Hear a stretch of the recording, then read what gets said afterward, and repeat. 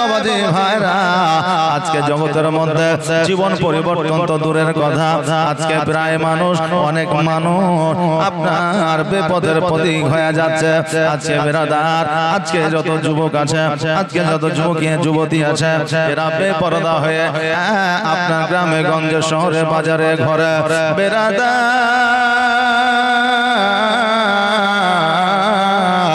আজকে শুধুমাত্র নারীদের পর্দা শুধু ফরজ না, পুরুষের জন্য আপনার পর্দা প্রযোজ্য আছে। আমরা জানি হুজুর গো আজকে শুধু নারীদের পর্দা করতে হয়, কিন্তু না না, যুবকদের পুরুষদেরও আপনার পর্দা করতে হয়। পর্দা কাকে বলে? নারীকে দেখিয়া পুরুষ যাতে আকৃষ্ট না হয়, আর পুরুষকে দেখিয়া নারী যেন আকৃষ্ট না হয়, এটাকেই পর্দা বলা হয়। বেরাদার আজকে আমরা পুরুষ মানুষ, আমাদের গায়ে একটা গেঞ্জি থাকে না, গায়ে একটা গামছা থাকে না, আমরা খালি শরীরে খালি গায়ে যখন রাস্তাঘাটে বেড়াই, যখন আমরা বাড়ির বাইরে বেরোই, যখন আমরা বসে থাকি, এটাও পুরুষদের বেপরদা বলা হয়। অতএব বাবাজি ভাইরা শরীয়ত মতে পুরুষ হলে কি হবে?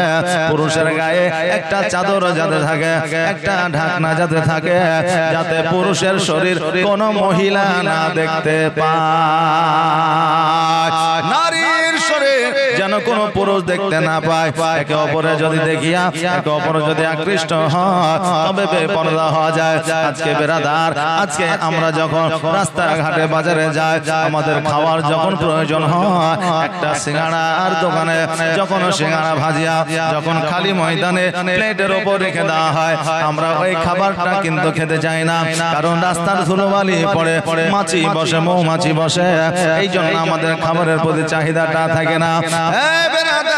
আমরা যখন কলা কিনতে যাই, আমরা কলা কিনতে গিয়ে যে কলায় আপনার পরিষ্কার পরিচ্ছন্ন থাকে, যেই কলার উপরে আপনার ছিলকা থাকে, সেই কলাটা আমরা বাড়িতে নিয়ে আসি।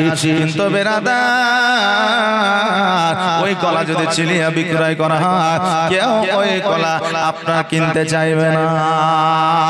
আজকে বেরাদার আমরা শুধুমাত্র বলে থাকি নারীরা বেপরদায় চলে, বেপরদায় চলে। আজকে আমরা পুরুষ মানুষ, আমরা এমন ভাবে অভ্যস্ত হয়েছি, নারীদের যতক্ষণ পর্যন্ত আমরা বেপরদায় না দেখি, ততক্ষণ পর্যন্ত নারী পছন্দ হয় না।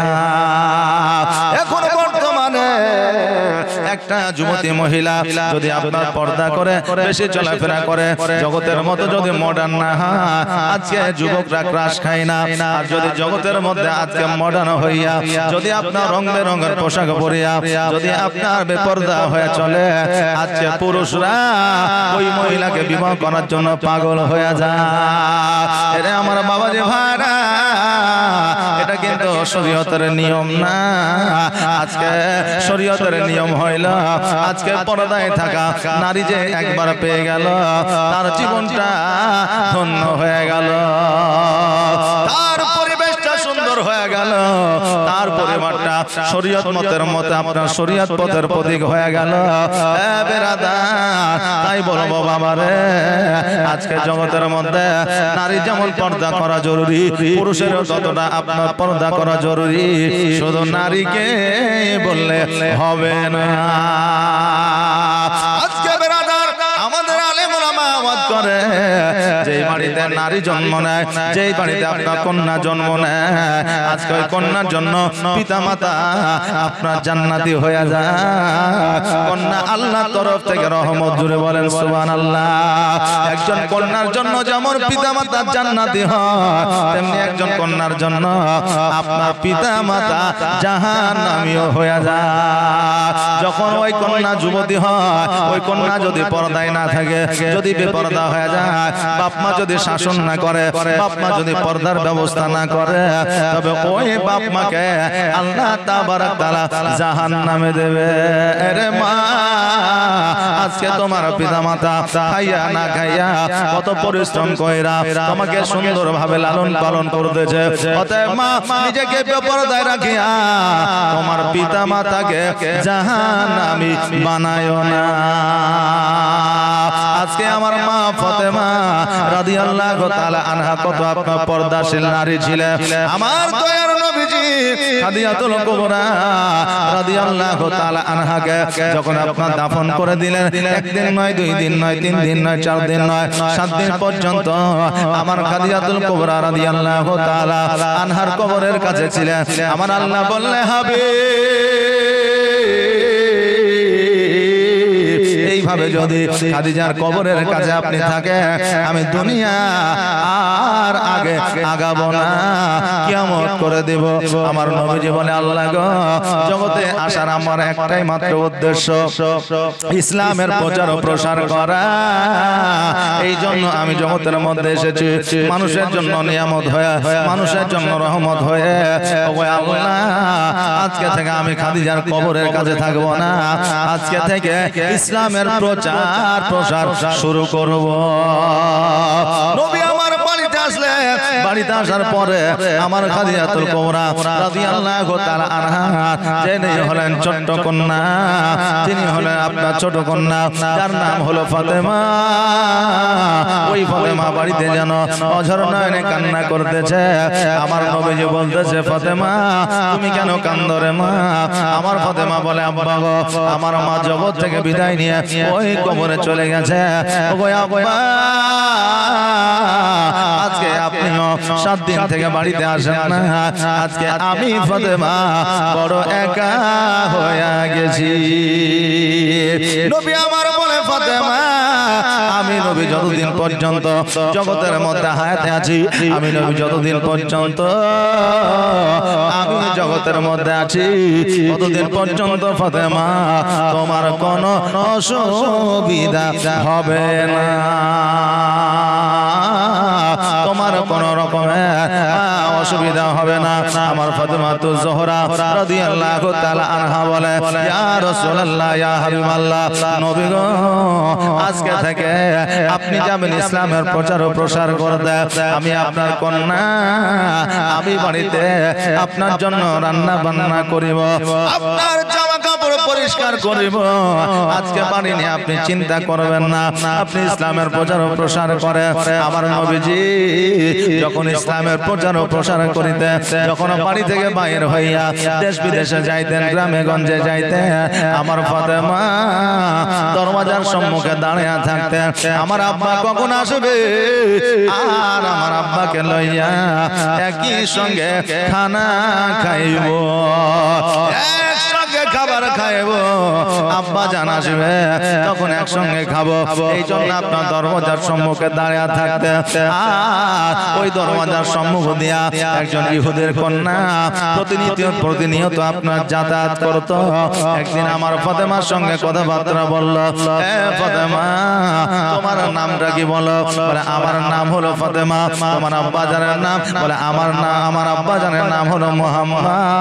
আজকে এই জায়গায় কেন দাঁড়িয়ে আছো? বলে, আমার আব্বার জন্য দাঁড়ায় আছি, আমার আব্বা আসবে, আর আমার আব্বাকে সঙ্গে লইয়া একই সঙ্গে খাওয়া দাওয়া করব। পরের দিন ওই ইহুদি কন্যা আবার আসলো, আবার যেন আমার ফাতেমার সঙ্গে কথাবার্তা বলল। আবার পরের দিন আবার ওই রাস্তা দিয়ে যাইতেছিল, আবার আমার ফাতেমার সঙ্গে কথা বলল। এইভাবে 1 দিন, 2 দিন, 3 দিন, 4 দিন, 5 দিন, 7 দিন, এইভাবে চলতে চলতে আমার ফাতেমার সঙ্গে কথা বলতে বলতে আমার ফাতেমার সঙ্গে ওই ইহুদি কন্যার একটা বন্ধুত্ব তৈরি হয়ে গেল। আজকে যখন আমরা পরিচিত মানুষকে প্রতিনিয়ত যখন কথাবার্তা বলতে থাকি, আমাদের একটা ফ্রেন্ড হয়ে যায়, আমাদের বন্ধু হয়ে যায়, আমাদের মধ্যে একটা সম্পর্ক তৈরি হয়ে যায়। ফাতেমা ওই ইহুদি কন্যার সঙ্গে কথাবার্তা বলতে বলতে তাদের মধ্যে বন্ধুত্ব তৈরি হয়ে গেছে। একদিন ওই ইহুদি কন্যা আমার ফাতেমার সম্মুখে আসে, বলছে, ফাতেমা শোনো রে, আমার আব্বা জান আমার জন্য জামাই খুঁজেছে, আমার জন্য জন্য বর খুঁজেছে, আজকে আমি ওই জামাইকে নিজের চোখে একবারও দেখি না। বলো বলো আমার আব্বার দেখা জামাইকে আমি কি বিবাহ করব? আমার ফাতেমা রাদিয়াল্লাহু তাআলা আনহা বলে, ইহুদি কন্যা শোনো রে, আজকে যখন তোমার আব্বা তোমার জন্য জামাই খুঁজেছে, তোমার জন্য যখন বর খুঁজেছে, খারাপ খুঁজবে না, নিশ্চয়ই ভালো হবে। কারণ কোন বাপ মা চায় না কোন কন্যাকে খারাপ ঘরে পাঠাইতে। কোন বাপ মা চায় না কোন কন্যাকে খারাপ ঘরে পাঠাইতে। এই জন্য বলি ইহুদি কন্যা শোনো রে, তোমার আব্বার কথা মতো তুমি বিবাহ করে না, কোন রকমে চিন্তা করিও না। আরে কেমন বন্ধু কেমন বান্ধবী, আজকে তাদের কাছ থেকে শিক্ষা নিয়ে নেয়। আজকে যদি আমার বন্ধু হয়তো, আপনার বান্ধবী হয়তো, আজকে আমরা ওই মহিলাকে কত রকম কথা বলতাম। আহারে তুই একবারও দেখিস নাই তোর বরকে, যার সঙ্গে জীবন কাটাইবি তাকে একবারও দেখলি না, কেমন করে বিবাহ করবে? তার চাইতে আজকে তোকে যাকে যে বলেছে ভালোবাসি, আজকে তাকে বিবাহ করা ভালো হবে তোর বাপের দেখা জামাইয়ের চাইতে। আমাদের মতো বন্ধু হইলে এইরকম পরামর্শ দিয়ে থাকি, কিন্তু আমার ফাতেমা জগতের নারীর মতো নারী নয় রে মা। আজকে আমার ফাতেমা জান্নাতের রানী। আমার ফাতেমা বললে, ইহুদি কন্যা আজকে তোমার আব্বার কথা মতে তুমি বিবাহ করে না, কোন রকমের চিন্তা করিও না। ইহুদি কন্যা বলে, ফাতেমা আজকে তোমার কথা মতো আমি আব্বার পছন্দ মতো আমি জামাইকে বিয়ে বিবাহ করব, কিন্তু ফাতেমা আজকে তোমাকে একটা কথা দিতে হবে। বলে কি কথা? বলো। বলে কথা হলো আমার যেই দিন বিবাহ হবে সেই দিন তোমাকে আমার বাড়িতে যাইতে হবে। আমার ফাতেমা বলল, শোনো রে বন্ধু শোনো, আজকে আমার আব্বা হলো গরিব মানুষ, আজকে আমাদের পোশাক আশাক না, আমরা একবেলা খাইলে অপর বেলা খাইতে পাই না। আজকে তোমার বিবাহে আমি কেমন করে যাব? আজকে তোমার বাড়িতে যদি বিবাহ হতে যা, আজকে আমি গরিব বলিয়া কত মানুষ আমাকে দেখতে পারবে না। এরে বাবারা মায়েরা, আজকে জগতের মধ্যে এমন মানুষ আছে বিবাহের দাওয়াত, আপনার সুন্নাতের দাওয়াত, অনুষ্ঠানের দাওয়াত ধনীদের বাড়িতে পড়ে, বড় লোকদের বাড়িতে চিঠি যায়, কিন্তু নিজের আত্মীয় যদি একজন গরিব থাকে তার বাড়িতে সবার শেষে চিঠিটা যায়। গরিব যদি নিজের ভাই হয়, নিজের ভাই আপনার গরিব বলিয়া আপনার গুরুত্ব দেয় না। আজকে পৃথিবীর নিয়ম নীতি রীতি আজকে এইরকম অবস্থায় দাঁড়িয়ে গেছে। এই জন্য আজকে যুবকরা খারাপ হয়েছে, যে রোজগার যেমন করে হোক না কেন, হালাল হোক হারাম হোক দেখার নাই, উপার্জন হলে হবে। এই জন্য যুবকরা এইভাবে আজকে রোজগার করে। কারণ হলো আমাদের সমাজ ব্যবস্থা এমন হয়েছে, যার টাকা আছে, পয়সা আছে, ধন আছে, সম্পদ আছে, আমরা তাকে নিয়ে মাতামাতি করি। কিন্তু যার টাকা নাই, পয়সা নাই, আল্লাহ তাকে গরিব বানিয়েছে, কিন্তু তার কোনো খবর নেই না। এই জন্য গরিবেরা এখন চিন্তা করে যেমন করে হোক টাকা রোজগার করতে হবে, টাকা থাকলে সম্মান বাড়বে। না না না, আল্লাহ যাকে সম্মান দিবে সেই একমাত্র সম্মান পাবে, আর আল্লাহ যাকে সম্মান দেবে না আজকে সে কোনোদিন সম্মান পাবে না। আজকে তুমি ধনী হয়ে আছো, আজকে তোমার টাকা আছে বলে আজকে তুমি গরিবকে দেখতে পারবে না, আজকে গরিবকে তুমি অবহেলা করবে, এটা আল্লাহ কোনোদিন সহ্য করবে না। আল্লাহ বলে, বান্দারে আজকে তোমাকে ধনী বানিয়েছি, কালকে তোমাকে আমি ফকির বানায়া দিতে পারি। নদীর কোল ভাঙে ও কোল ভাঙে, এই তো নদীর খেলা। সকাল বেলা ধনীর তুই ফকির সন্ধ্যা বেলা। আল্লাহ যদি চায় সেখানে সেকেন্ডের মধ্যে ধনীকে গরিব বানিয়ে দিতে পারে। বাবাজি ভাইরা, আজকে কেউ কোনোদিন অহংকার করিয়া গরিবকে অবহেলা করবেন না। গরিবকে অবহেলা করিলে আমার আল্লাহ নারাজ হয়ে যায়। আমার ফাতেমা বলে, বন্ধুরে আজকে আমি গরিব মানুষ, আজকে তোমার বাড়িতে আমি যাইতে পারবো না। আমি গেলে আজকে মানুষ অট্ট হাসি হাসবে। বান্ধবী বলল, ফাতেমা আজকে তুমি যদি আমার বিবাহে না যাও, আমি কথা দিলাম আমি বিবাহ করব না।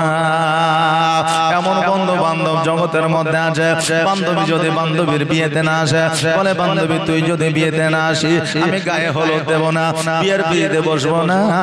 বন্ধুরাও বলে আজকে বন্ধু তুই যদি না আসি আজকে আমি বিয়ের গাড়িতে উঠবো না, বরযাত্রী যাব না। অনেক বন্ধুদের মধ্যে বন্ধুত্ব এইরকম আছে। ইহুদি কন্যা বলল, ফাতেমা আজকে যদি তুমি বিবাহতে না যাও আমি বিবাহ করব না। আমার ফাতেমা বলল, ইহুদি কন্যা ও শোনো রে, আজকে তোমার যেই দিন বিবাহ সম্বন্ধ হয়ে যাবে, যেই দিন বিবাহ ঠিক হয়ে যাবে, সেই দিন আমাকে তুমি বলবে, আমি ফাতেমা অবশ্যই যাব। ইহুদি কন্যা বাড়িতে আসলো, আসার পরে ইহুদি বলল, বেটি রে তোমার বিবাহ আগামী শুক্রবারের দিনে তৈরি করেছি, আগামী শুক্রবারের দিনে দিন করেছি, সেই দিন তোমার বিবাহ হবে। ইহুদি কন্যা বলে, আব্বা গো আজকে তোমার যত কুটুম স্বজন আছে, আজকে তোমার যত মেহমান আছে, আজকে তোমার যত আত্মীয় স্বজন আছে, তুমি সকলকে দাওয়াত করে ডাকবা আমার বিবাহতে। কিন্তু আব্বা আমার তরফ থেকে একজন থাকবে দাওয়াতে, আজকে তাকে তোমাকে মেনে নিতে হবে। বলে কে তোমার দাওয়াতে থাকবে বলো? বলে আমার দাওয়াতে থাকবে ফাতেমা, যার বাপের নাম হলো মুহাম্মদ। ইহুদি বলল, হায় রে, যে আমাদের সব চাইতে বড় দুশমন, যে জাদুকর মুহাম্মদ ইসলামের প্রচার ও প্রসার করে, আজকে তার কন্যাকে দাওয়াত করবে। আজকে সে যদি আমাদের বাড়িতে আসে আমার মান সম্মান থাকবে না। এই জন্য থাকবে না যে ফাতেমা হলো গরিব, তার পোশাক আশাক ভালো না, নতুন পোশাক কিনতে পারবে না, নতুন পোশাক পরে আমার বাড়িতে দাওয়াত খেতে আসতে পারবে না। যখন বড় লোক ধনীরা যখন এইরকম মানুষ দেখবে আমাকে হাসি ঠাট্টা করে কথা বলবে। এবার ওই ইহুদি চিন্তা করলো, আমি যদি বলি ওই ফাতেমাকে আনা যাবে না, আমার কন্যা বিয়েতে রাজি হবে না। এই জন্য ইহুদি একটা চক্কর চালাইলো, একটা বুদ্ধি খাটাইলো, যে বললো বেটি রে তোমার বান্ধবীকে ডাকবা দাওয়াতে কোনো অসুবিধা না, কিন্তু শোনো রে একটা নতুন পোশাক পরিধান করে আসতে বলিও। এই জন্য নতুন পোশাক পরিধান করে আসতে বলবে। এই বাড়িতে অনেক ধনী মানুষ করে বড় বড় লোক মানুষ আসবে, নতুন নতুন রং বেরঙের পোশাক পরিধান করে আসবে। আর তোমার বান্ধবী যদি ছেঁড়া পোশাক পরিধান করে আসে মান ইজ্জত সম্মান সবই চলে যাবে। এই জন্য তোমার বান্ধবীকে বলবে একটা নতুন পোশাক যেন পরে আসে। ওই ইহুদি কন্যা বলল, ওগো আব্বা ঠিক আছে তাই বলবো। ফাতেমার কাছে গেল, যাওয়ার পরে বলে, বন্ধুরে আজকে আমার বিয়ে শুক্রবারের দিয়ে একটা নতুন পোশাক পরিধান করে তুমি আমার বাড়িতে দাওয়াত খেতে আসবে। আমার ফাতেমা চিন্তায় পড়ে গেলেন, আল্লাহ গো আজকে আমার বাড়িতে খাবার জোটে না, আজকে আমার ভালো একটা পোশাক কতদিন থেকে দেখে নাই, তার কোনো শেষ নাই। আজকে নতুন পোশাক কোথা থেকে পাবো? আর নতুন পোশাক পরে কেমন করে ইহুদির কন্যার বিয়েতে যাব? আর বিয়েতে যাওয়ার পরে আমি কেমন করে দাওয়াত খাইব? আল্লাহকে বলে, আল্লাহ গো আমি কেমন করে যাব? আর আমি যদি না যাই ইহুদি কন্যা বিবাহ করবে না। এইদিকে ইহুদি মনে মনে ভাবছে, হায় রে আজকে ফাতেমা নতুন পোশাক কিনতেও পারবে না, আর আমার বাড়িতে দাওয়াত খেতে আসতেও পারবে না। ফাতেমা যেন চুপ করে বসে আছে। আমার নবীজি ইসলামের প্রচার ও প্রসার করে আসিয়া আমার ফাতেমাকে বলতেছে, ফাতেমা ও জান্নাতের রানী মারে আজকে তোর মনটা কেন খারাপ, আজকে ওইভাবে কেন বসে আছিস বলো। আমার ফাতেমা বলে আব্বা গো, একজন ইহুদি কন্যার সঙ্গে আমার বন্ধুত্ব হয়েছে, আজকে তার বিয়েতে না গেলে সে বিবাহ করবে না। তবে আব্বা গো, নতুন পোশাক পরিধান করে যেতে বলেছে, আমাদের নতুন পোশাক না, আর তোমাকে নতুন পোশাক কিনতে বলতে পারি না। নবী আমার বলে মা তুমি চিন্তা করো না রে ফাতেমা, যেই দিনে বিবাহ হবে সেই দিন ঠিক পোশাকের ব্যবস্থা হয়ে যাবে।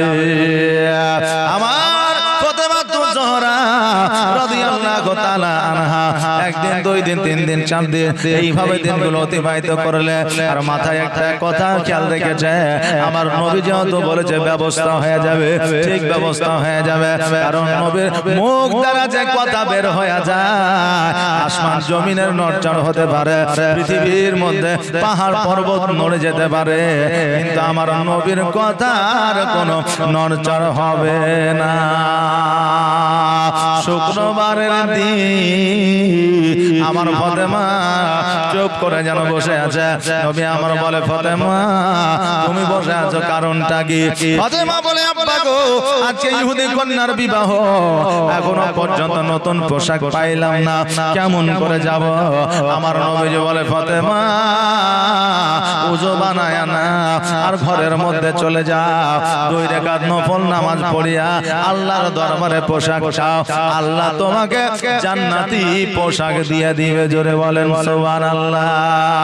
ফাতেমা জলদি করে ওযু বানায়া ঘরের মধ্যে গেলে, যাওয়ার পরে নামাজ আদায় করলে, আল্লাহর দরবারে হাত দুখানা উঠাইলে, আল্লাহ আজকে ইহুদি কন্যার বিবাহ, আমাকে দাওয়াত করেছে, আজকে যদি নতুন পোশাক পরিধান করে না যাইতে পারি, আজকে নতুন পোশাক যদি না পরে যাইতে পারি, আজকে আমার মান ও সম্মান থাকবে না, আর আমার যদি না থাকে আমার নবীর থাকবে না, আর আমার নবীর যদি ইজ্জতের হানি হয়, আল্লাহ তুমি সহ্য করতে পারবে না। আল্লাহ গো, তাই একটা নতুন পোশাক আমাকে দিয়ে দাও। আল্লাহ বলে জিবরিল আর দেরি নয়, দেরি নয়, জলদি করে জান্নাত হইতে একটা পোশাক নিয়ে গিয়ে আমার ফাতেমাকে দিয়ে দে, আর আমার ফাতেমা ওই পোশাকটা পরিয়া ইহুদি কন্যার বিবাহ খাইতে যাবে।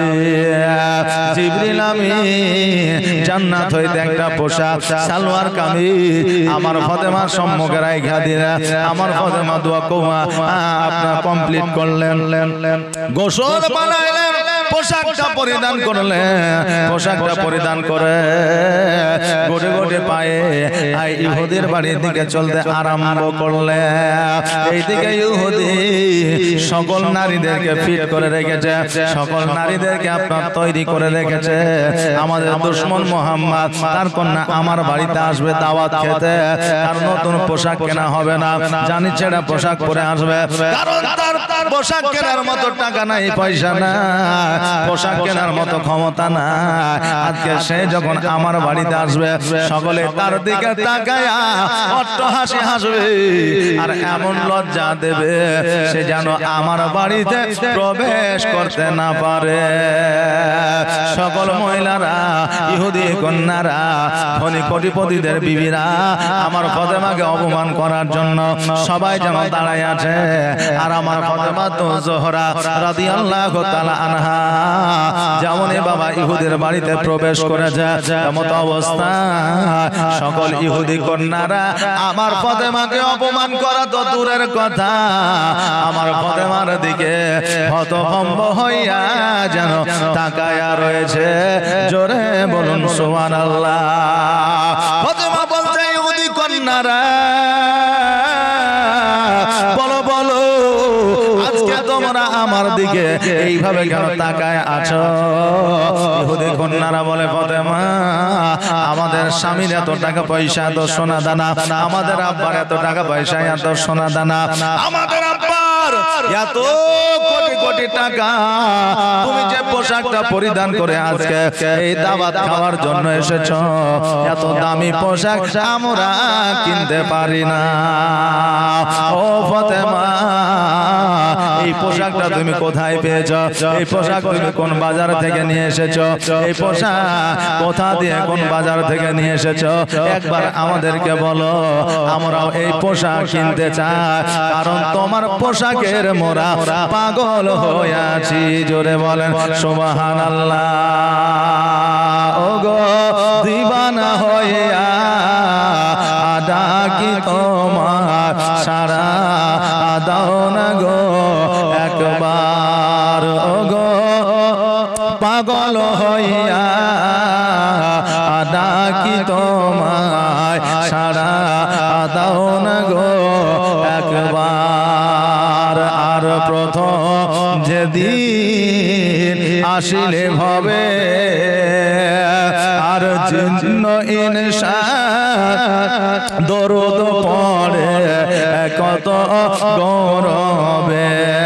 আর প্রথম যেদিন আসিলে ভবে, আর জিন্ন ইনসান দরদ পড়ে কত গৌরবে। যাক রহমতের সীমানা কাঁদে আসিতে সিজদায়। ওগো গুনাহগার আছে আমার, কেমন হবে পার।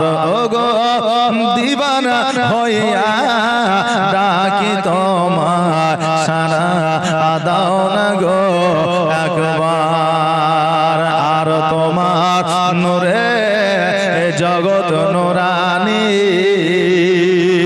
আর জিন্ন ইনসান দরদ পড়ে ফারিস্তা আসমানি। আর তোমার নূরে জগৎ নূরানি,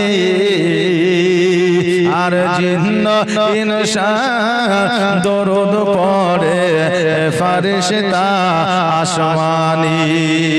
যাক রহমতের সীমানা কাঁদে আসিতে সিজদায়। ওগো গুনাহগার আছে আমার, কেমন হবে পার। ওগো দিবানা হইয়া ডাকি তোমার, সারা দাও না গো একবার। ও বাবা যে ভাইরা, আমার ফাতেমা তো জোহরা রাদিয়াল্লাহু তাআলা আনহাকে বলে, ও ফাতেমা বলো রে, এই পোশাকটা তুমি কোথা থেকে নিয়ে এসেছো, এই পোশাকটা তুমি কোথায় পেয়েছো বলো, আমরা এই রকম পোশাক কিনতে চাই। আমার ফাতেমা বললে, এই পোশাকটাকে তোমরা নিতে চাও? বলে হ্যাঁ। বলে এই পোশাকটা কোনো বাজারে গেলে পাওয়া যাবে না, এই পোশাকটা কোনো দোকানে গেলে পাওয়া যাবে না, এই পোশাকটা কোনো বস্ত্রালয়ে গেলে পাওয়া যাবে না, এই পোশাকটা কোনো আপনার মার্কেটে গেলে পাওয়া যাবে না। এই পোশাকটা পাইতে হলে ইহদিনাস সিরাতাল মুস্তাকিম পথের প্রতীক হয়ে যাইতে হবে, আর আমার নবীর কালেমা পড়ে নিতে হবে। আর আমার নবীর কালেমা পড়লে তবে এই পোশাক পাওয়া যাবে। ফাতেমা যখন এই কথা বললে, ফাতেমার কথা শুনিয়া সকল ইহুদের কন্যারা বলল, ও ফাতেমা, এই পোশাকের জন্য যা করতে হবে আমরা করব। বলো বলো কি করতে হবে? বলে নবীর কলমা পড়িয়া আজকে ইসলামের পথে আসতে হবে, আর ইহদিনাস সিরাতাল মুস্তাকিমের পথের প্রতীক হইতে হবে, তবে এই পোশাক তোমরা পাবে। ওই সময়ে একটা নয়, দুইটা নয়, তিনটা নয়, পাঁচটা নয়, সাতটা নয়, 113টা ইহুদি কন্যা আমার ফাতেমার হাতে হাত দিয়া নবীর কালমা পড়ে মুসলমান হয়েছিলেন। জোরে বলেন সুবহানাল্লাহ। সঙ্গে সঙ্গে কালেমা পড়েছিলেন, লা ইলাহা ইল্লাল্লাহু মুহাম্মাদুর রাসূলুল্লাহ সাল্লাল্লাহু তাআলা আলাইহি ওয়াসাল্লাম। নবীকে ভালোবাসলে নবীর প্রতি মহব্বত থাকিলে আজকে জগতের মধ্যে যদি আপনি আল্লাহর কাছে চান আমার আল্লাহ সব কিছু আপনাকে দেবেন। এই জন্য বলছেন ভালো যদি বাঁচতে হয় নবীকে বাসো, জান যদি দিতে হয় নবীকে দিও।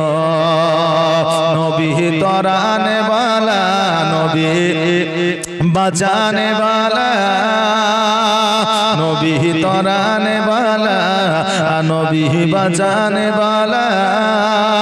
আর প্রাণের চেয়ে প্রিয়তাই, প্রাণের চেয়ে প্রিয়তাই নবীকে চিনুন। ভালো যদি বাঁচতে হয় আমার নবীকে বাসন, জান যদি দিতে হয় আমার নবীকে দিয়ে।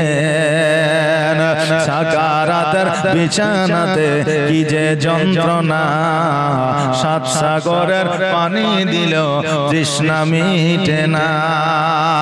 আর সাকারাতের বিছানাতে কি যে যন্ত্রণা, সাত সাগরের পানি দিল তৃষ্ণা মিটে না।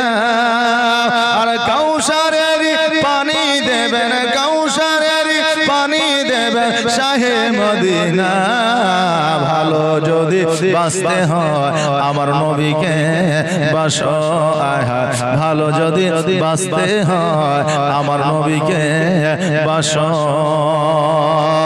আমার ফাতেমা নবীকে ভালোবাসার কথা বলি কালেমা যখন পড়া নিল ইহুদি কন্যারা সকল টাকা পয়সা ধন সম্পদ দিয়া আমার নবীর কলমা তারা পড়ে নিল। জোরে বলেন সুবহানাল্লাহ। প্রেমের খেলা খেলছো দয়াল রে দয়াল, তোর খেলা চমৎকার।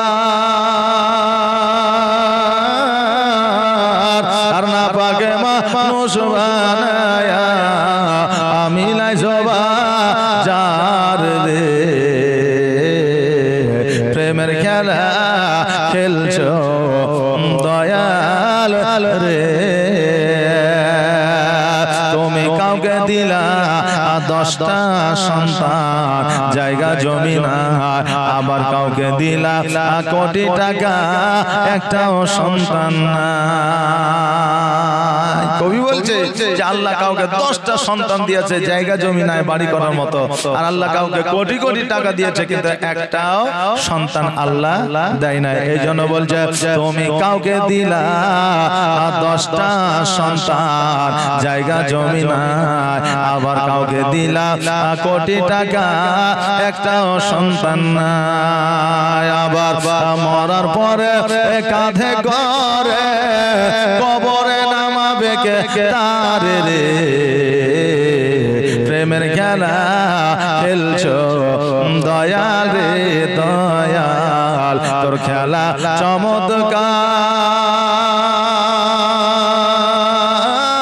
চমৎকার।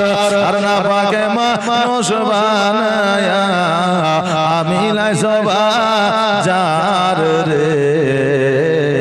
প্রেমের খেলা খেলছো দয়াল রে।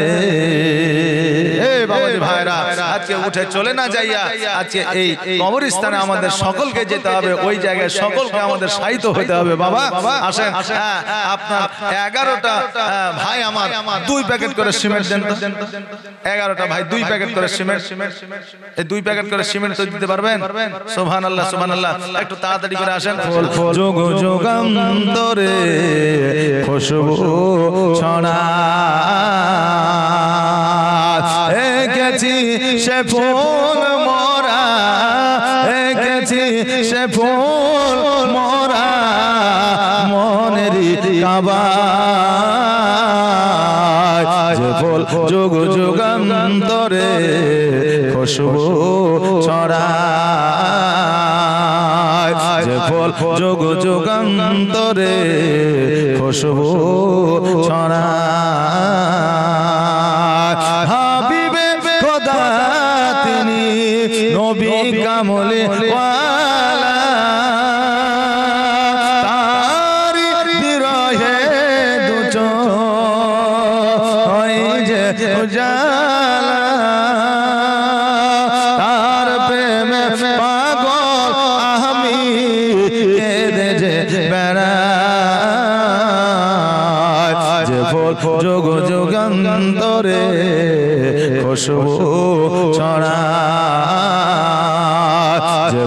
যুগ যুগান্তরে খুশবু ছড়ায় যার নাম পেশ করে খোদা তাআলা কবি আর কবি গাছে শত সুরের মালা আর প্রেমে সুলেমান শেখ সুবহানাল্লাহ এই দেখেন সুলেমান শেখ 500 টাকা দাতা আমার ফাতেমাতু যোহরা রাদিয়াল্লাহু তাআলা আনহা একটা নয় দুইটা নয় তিনটা নয় পাঁচটা নয় 50টা নয় 113টা কন্যাকে 113টা নারীকে মুসলমান বানায়া নিজের ঘরে যখন ফিরলেন আমার মা ফাতেমাতু যোহরা রাদিয়াল্লাহু তাআলা আনহা জানো বাবা আজকে হাসতেছে আমার নবীজি বলতেছে ফাতেমা আজকে তুমি হাসো কেন রে মা আজকে আমার ফাতেমা বলতেছে আব্বা গো আজকে ইহুদি কন্যার বিবাহে যাইয়া একটা নয় দুইটা নয় তিনটা নয় চারটা নয় পাঁচটা নয় 113টা নারীকে নবী তোমার কালেমা পড়ায়া মুসলমান বানায়া আনিয়েছি জোরে বলেন সুবহানাল্লাহ।